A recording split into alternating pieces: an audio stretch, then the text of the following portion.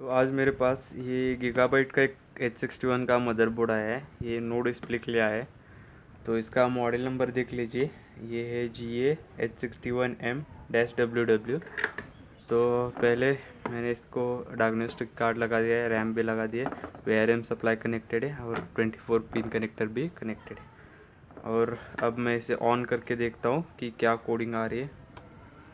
तो मैंने इसे ऑन कर लिया है। हमारे पास जो कोडिंग है FFF करके कोडिंग आ रही है। रीसेट का लाइट है वो ब्लिंक करके ऑफ हो गया है, तो इसका मतलब रीसेट का स्टेटस जो है वो ओके है।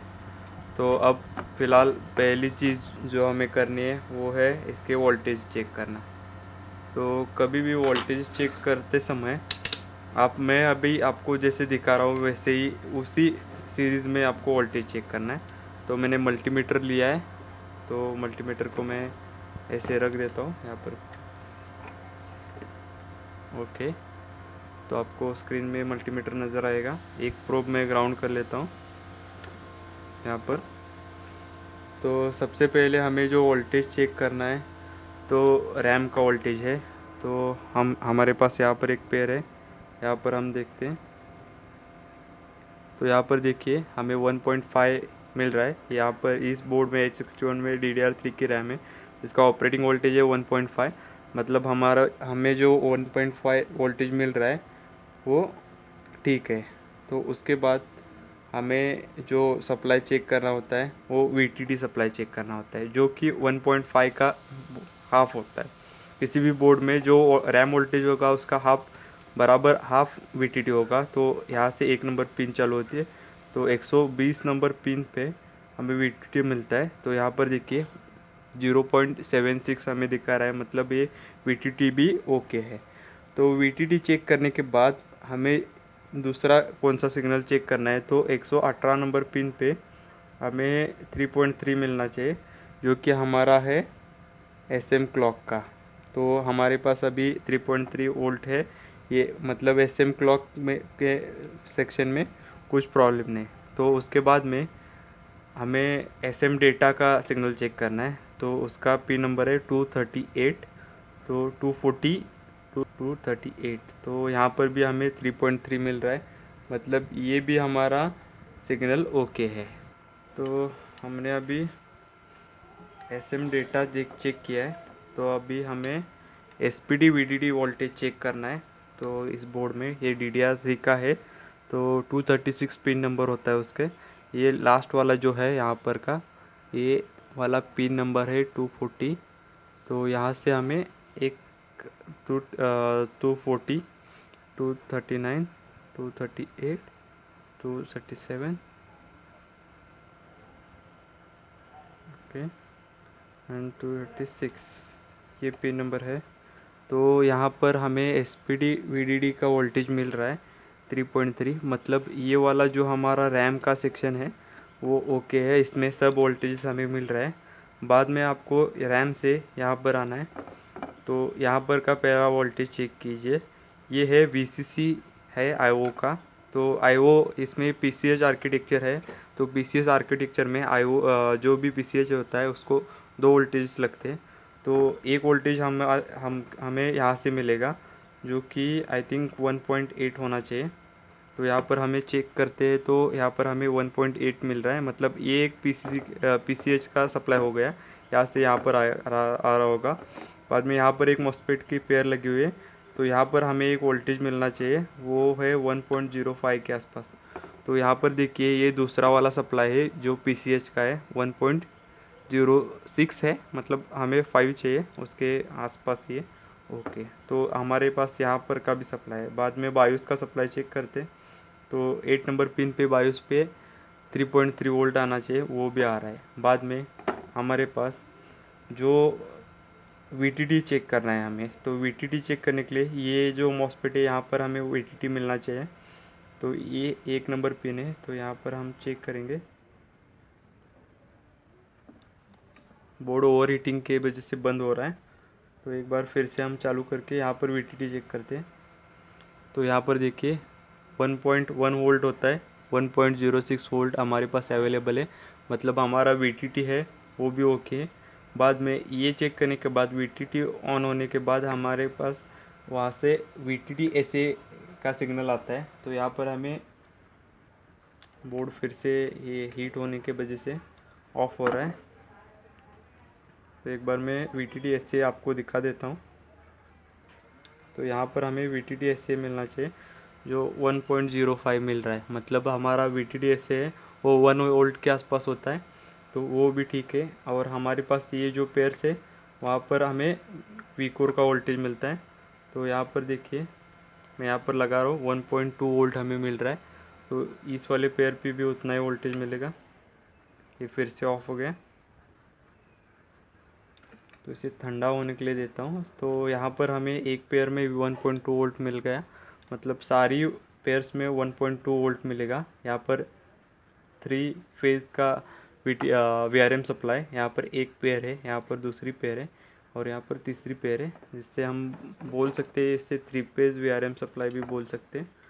यहाँ पर मैं एक फ़ैन रखता हूँ और इसे ऑन करने की कोशिश करता हूँ। तो हमने यहाँ पर अभी एक वोल्टेज चेक करते 1.2 वोल्ट हमें फिर से मिल रहा है। तो और यहाँ पर एक पेयर है, वहाँ पर भी चेक करते हैं। यहाँ पर इनपुट में 12 वोल्ट है और यहाँ पर हमें 1.2 वोल्ट मिलना चाहिए। ये देखिए फिर से हमें 1.2 वोल्ट मिल गया। और उसके आगे वाली जो पेयर है ये वाली, ये लास्ट वाली जो पेयर आपको दिखाई दे रही है मतलब मॉसफेट की, ये है VC ग्राफिक्स की पेयर। यहाँ पर इनपुट में 12 वोल्ट मिल रहा है, आउटपुट में देखिए 0 वोल्ट मिल रहा है।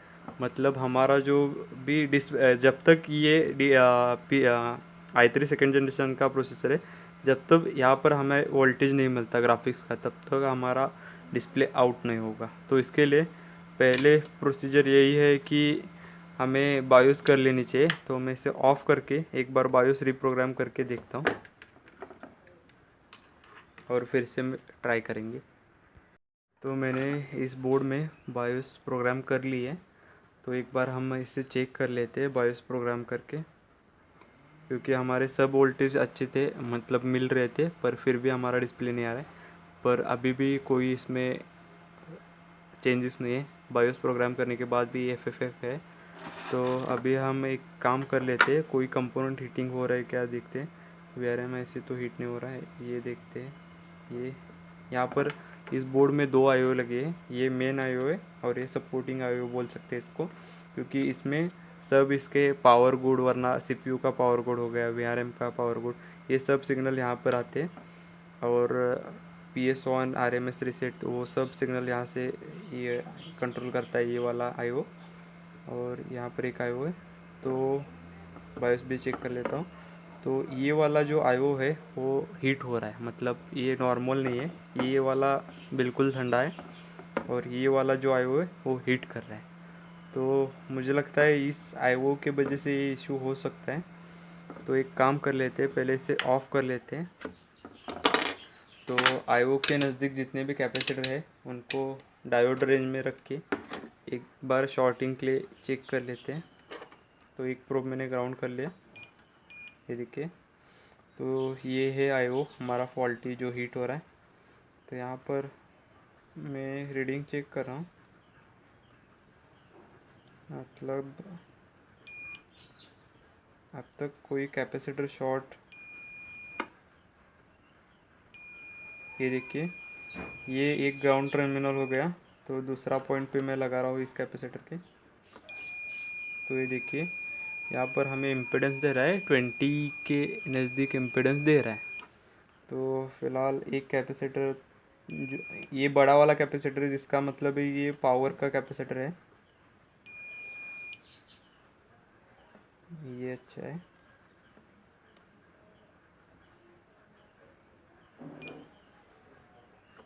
ओके,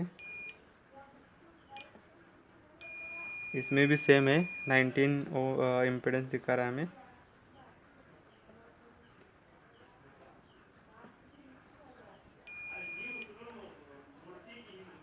ओके, तो यहाँ पर एक 2-3 कैपेसिटर है जो हमें कम इम्पीडेंस दे रहे हैं। तो एक काम कर लेता हूँ, पहले मैं इस सब के वोल्टेज चेक कर लेता हूँ, मतलब ये CPU का पावर गुड आ रहा है क्या नहीं। और बाद में देखते हैं क्या कर इसके। मैंने अभी इसके इस वाले आईओ पे सब वोल्टेज चेक कर लिए। तो यहाँ पर हमारा सीपीयू का पावर गुड है वो भी बन रहा है, बाद में वीआरएम का पावर गुड भी बन रहा है। तो इसमें कोई मुझे दिक्कत नहीं नज़र आई। खाली इस वाले आईओ पे हमें थोड़ा सा हीटिंग हो रहा है। तो एक काम कर लेता हूँ, मैं इस वाले आईओ को निकालूँगा और बाद में इस बोर्ड को ऑन करके देखूँगा, क्योंकि ये वाले हमारी मेन बायो से बोर्ड तो ऑन हो जाएगा और बाद में हमारा पीसीएस सीट होता है क्या नहीं वो सब देख लेंगे। ये आईओ का इश्यू है तो आईओ को रिप्लेस करके हमारा सॉल्यूशन हो सकता है, तो इसलिए हम इसे पहले निकालेंगे। फ्लक्स थोड़ा लगा देता हूँ यहाँ पर।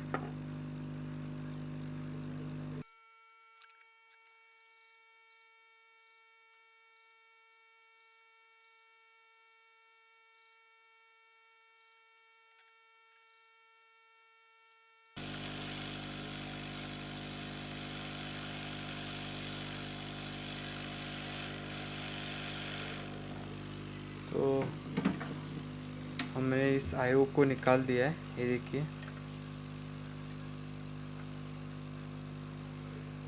आईओ को निकालते समय इवनली हीट कीजिए, मतलब सभी जगह पर अच्छी तरह से हीट कीजिए और एक जगह से थोड़ा उठाइए और उठाते समय बाकी की जगह पर आप जहाँ पर भी ये आईओ इस पैड से के साथ चिपक गई है वहाँ से हीट कीजिए, इसके वजह से आपकी आईओ अच्छी तरह से आ जाएगी। यहाँ पर आप देखेंगे तो इसमें एक भी पिन डैमेज नहीं है, ये देखिए। इस आईओ में एक भी पिन जो है वो डैमेज नहीं है, तो यहाँ पर देख सकते हैं। तो अभी मैंने आईओ को निकाल दिया है, थोड़ा इसे ठंडा होने के लिए रख देता हूँ और ठंडा होने के बाद हम इसे चेक कर लेंगे। उससे पहले इसे थोड़ा क्लीन कर लेते हैं।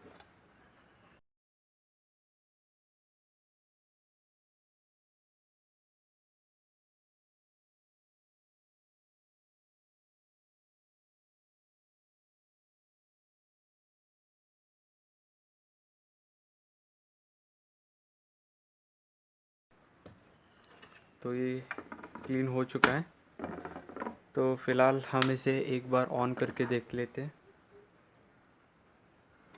ये देखिए, जैसे मैंने बोला था बोर्ड तो ऑन हो जाएगा पर हमारा डिस्प्ले में कोई कोडिंग नहीं आ रहा है। तो एक बार वोल्टेज चेक कर लेते। जब तक हमारा वीकोर नहीं बनेगा तब तक ये डिस्प्ले में कोई वोल्टेज नहीं आएगा। ये देखिए, नहीं, यहाँ पर हमारे पास वीकोर तो बन रहा है पर यहाँ पर कोई वोल्टेज, मतलब यहाँ पर डिस्प्ले में कोई वोल्टेज नहीं है। ग्राफिक्स का आउटपुट देख लेते हैं, मतलब ये रहा ग्राफिक्स का वोल्टेज मैं देख रहा हूँ।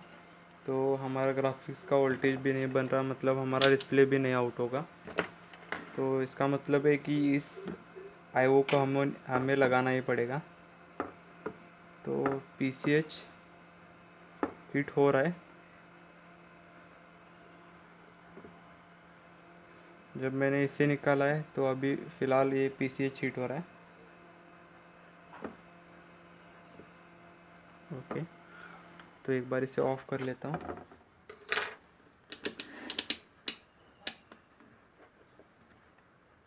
एक बार यहाँ पर फिर से शॉर्टिंग चेक करते हैं। ये वाले कैपेसिटर पे हमें बीप मिल रहा था, फिर से वही है, बीप उतना ही मिल रहा है। यहाँ पर एक कैपेसिटर था, ये भी सेम बीप कर रहा है।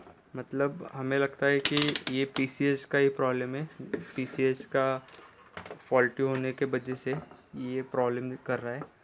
पर एक ट्राई करने के लिए मैं यहाँ पर दूसरा वाला, मेरे पास एक दूसरे वाले बोर्ड में से निकाला हुआ सेम आईओ है, वो मैं लगा कर देखूँगा। ये वाला है, तो ये आईओ एक बार यहाँ पर लगा के देखता हूँ कि आईओ रिप्लेस करने के बाद कुछ सॉल्यूशन होता है क्या नहीं। तो हमने जो आईओ निकाली थी ये वाली, उसकी जगह पर ये वो दूसरी वाली आईओ अच्छी तरह से लगा दिए। ओके, तो ये यहाँ पर मैंने अच्छी तरह से ये बायोस आईओ को लगा दिया है। तो हम इसे अभी चेक करते हैं। तो पहले 24 पिन पावर कनेक्टर, बाद में ये VRM का सप्लाई। ओके, एक CPU फैन भी लगा देते हैं और हमारा डायग्नोस्टिक कार्ड। तो मैंने इसे स्विच को ऑन कर दिया है। अब इसे ऑन करते, तो इसे ऑन कर दिया, पर फिर भी हमारा जो कोडिंग है वो FFF पे है। इसका मतलब है ये IO भी हीट हो रहा होगा। ये देखिए, ये भी फिर से IO हीट होने लगा है नया वाला लगा कर भी। इसका मतलब है ये जो PCH है, इसे चिपसेट भी बोलते हैं, इसका ही इशू है। एक बार मैं डिस्प्ले भी लगा कर देख लेता हूँ।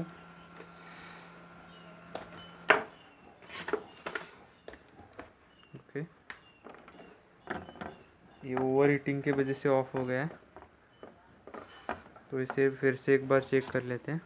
ऑन करता हूँ मैं।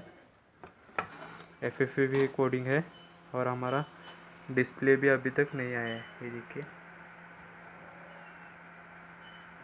यहाँ पर हमारा डिस्प्ले भी नहीं है। और ये इसका मतलब है कि ये बोर्ड नॉट रिपेयरेबल है, क्योंकि फ़िलहाल इस PCH को हमें रिप्लेस करना पड़ता है इसको सॉल्व करने के लिए। पर हमारे पास वो मशीन नहीं है PCH को रिबॉल्व करके फिर से दूसरा रिप्लेस करने के लिए, और इसमें कॉस्टिंग भी बहुत आती है। तो फ़िलहाल ये बोर्ड तो नो फिक्स है। हमने हमारा बेस देख के देखा, पर हम इसे रिपेयर नहीं कर सकते। ओके, थैंक यू, और सब्सक्राइब कीजिए अगर आपको मदरबोर्ड के और नए वाले मतलब नए नए केस स्टडीज़ और नए रिपेयर के वीडियोस चाहिए तो हमारे चैनल को ज़रूर सब्सक्राइब कीजिए। Thank you.